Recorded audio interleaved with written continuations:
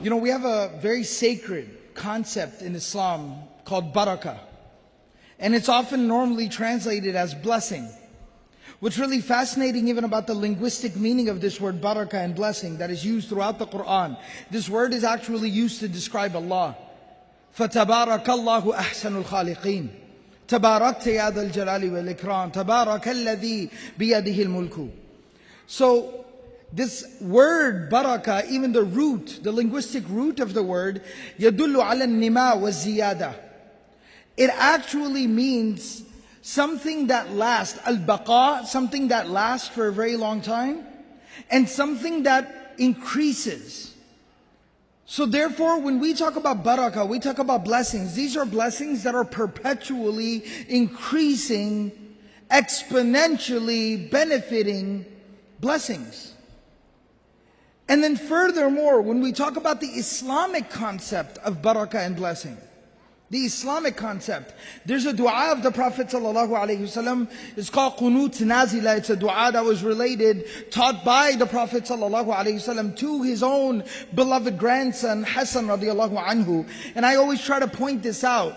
Think about how beautiful it is for a grandfather to pick up his grandson, sit him in his lap, hug him and kiss him, and then say, repeat after me, son. Allahumma hdini fi man hadayt.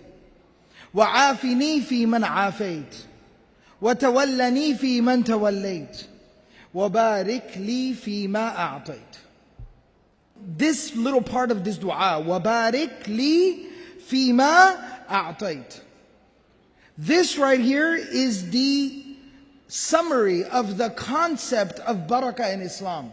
Let me translate this for you. وبارك, and oh Allah, put blessing.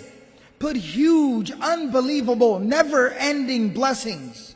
Li, for me. Fima, in that which. A'ataita, you have already given. That's the past tense. It's the past tense. A'ataita, meaning what you have already given. I'm not asking for more, Allah. What I'm asking for is that what you have given me is more than enough. It suffices. What I already have is more than enough. I'm just now asking, Ya Allah, to inject the element of barakah and blessing into that which you have already given me. That is the concept of barakah. Barakah is not more.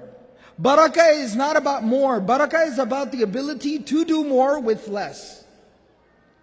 Barakah has nothing to do with quantity. It has everything to do with quality. The quality of what you have. I don't need more, Ya Allah.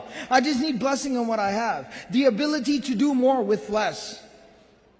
You know, more and less, and blessed and not blessed, and quantity versus quality. And if you really get to thinking, if you do some deep soul searching, it'll hit you like a punch. It'll really knock the wind out of you. Because you read a narration about the Prophet of Allah sallallahu alaihi wasallam. You know, the day that he passed away, there were a couple of mats. There was 1 or 2 jugs. There was a mule tied outside the house.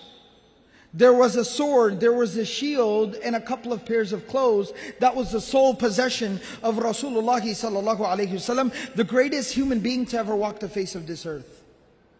That's all he had. But just to put things into perspective, you got to chew on that for a second. Today we got 1 home, 5 people within the home, everybody's got a job, everybody's working, and we're still in debt. Something's wrong, something's missing.